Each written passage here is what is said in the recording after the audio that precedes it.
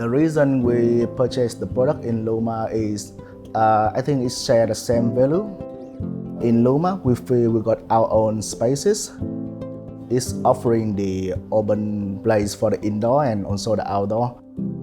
The 3-bedroom home is suitable for our family with 4 members.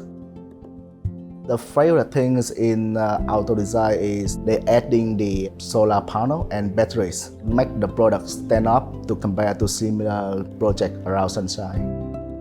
The reason we moved from Thomastown to Sunshine is near the public transport, Sunshine Hospital, schools, and on the Asian shop around the suburb. Development Victoria will deliver the quality product in the reasonable time frame, and also it makes us feel we belong to communities, like we belong to Sunshine or we belong to the Melbourne city.